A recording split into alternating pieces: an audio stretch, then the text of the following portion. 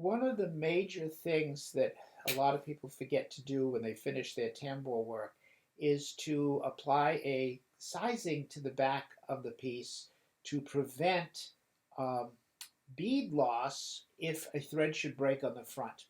Because you can see it's all put over the line of chain stitching. So if the thread breaks on the front, it's going to be very easy for all of those things to just pop right off, and you could lose a considerable amount of beads in a few seconds, particularly if it's a garment that's in use. So one of the things that is important to do is a final step is to apply a thin coat of sizing. Now, what is sizing? Sizing is nothing more than a glue, basically, that will absorb slightly into the threads and prevent them from completely coming apart. Now, in my studies at Lesage, we covered the back of everything that we stitched at Lesage in a thin coating of gum arabic, which is an artist's well-used adhesive that is applied very lightly to the back of the piece, and it just stiffens everything just slightly. Doesn't really change the hand of the final product, but it secures any and all loose threads so that it will have a less chance of beads popping off. In Japanese embroidery, we used a cooked wheat starch, which is rubbed lightly across the back of the stitching, which helps to prevent satin stitching from getting loose when the tension is taken off when you take it off the frame. It keeps the front side nice and snug and tight and shiny. So on the back of tambour work, at the advice of a conservator, I use a water-soluble but and acid-free clear glue. And it's this one here, Tombow Mono Liquid Glue in the Aqua, and it has a pen tip and a broad tip. What I like about this is that it's acid-free, it's clear, and it is very viscous, that it will stay where you put it, unlike Fray Check, which will bleed into your fabric.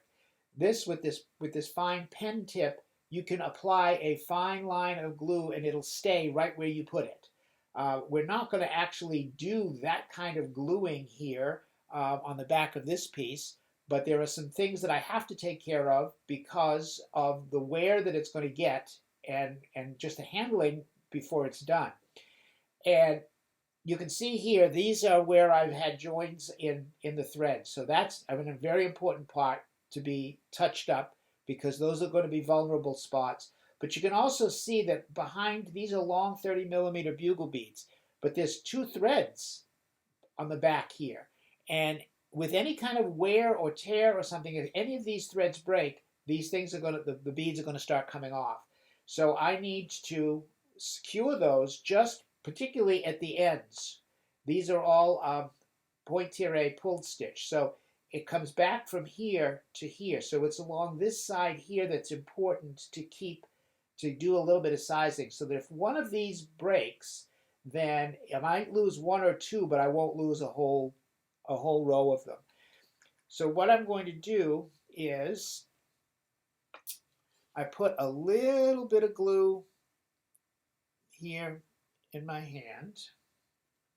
Get that out of the way. And then what you do is you let it set for a little bit, and then you just start tapping it and getting some on your finger so that you're just making a sticky finger. So then once that starts, let's see if I can get it in here so you can see, and it starts making a little bit of a string between your finger, you can just barely see that it's making a little bit of a thread of glue there. That means you've got just enough on your finger to what you're going to do is basically just lightly rub it on the back of the threads. And what that does is the threads are going, and especially over the knots. Because what that'll also do is allow you to basically glue the tails down so they don't protrude beyond the beading, so that you don't have to cut them really, really short. And you just keep going around like that. And let me get some up here as well, especially on these. And you see, I can glue that thread right down and it won't. And there's another one that's kind of sticking up. This one here is kind of sticking up. Let's get that one glued down and this one glued down. And if anything, after the glue dries, it only takes a few minutes for it to cure. Um, if there's anything sticking up, we can just trim off the tops. I might, as you can see that there's these long threads here, I might, let me take this out so I can see, I might put a little, because the other side of this is going to get woven with chenille threads to make a wide woven band. So I might go over all of this lightly with a little bit of the sizing so that it doesn't. Let me move this over here so that it doesn't has less chance of it coming apart and breaking. The other thing I took care of when I was stitching, I don't know if it's visible, but you can see, let's see, right here, that there's a little seed bead at the end, at both ends of this bugle bead. I strung those specifically because the bugle beads are sharp, and just by weaving things through it, the pressure and the tension on it could cause the threads to break. So by putting a little seed bead at the end of each one, it kind of acts as a buffer because the seed bead is nice and smooth, and it will prevent it from cutting the threads when I am running the chenille threads through there. So there you can see most of these are lying down, and if that keeps them, see, it keeps, like, you don't want this sticking out to the other beyond the row of beads, because this is going to stay just the organza here. So that takes care of sizing, and that will go everywhere. This field up here is going to have, you can just barely see the little markings where I'm going to put some little combinations of sequins and feathers.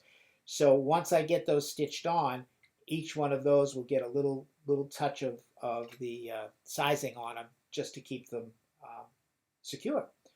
So that's how you put on sizing on the back of your stitching, and that will make a huge difference to the longevity of the piece, particularly if it's going to get handled and worn and used a lot in costuming and dance or anything like that, that you want to make sure that the beading stays as secure as possible. And it'll make any repair work down the road a whole lot easier, because when you touch a thread, it won't completely unravel and everything come off in your hands.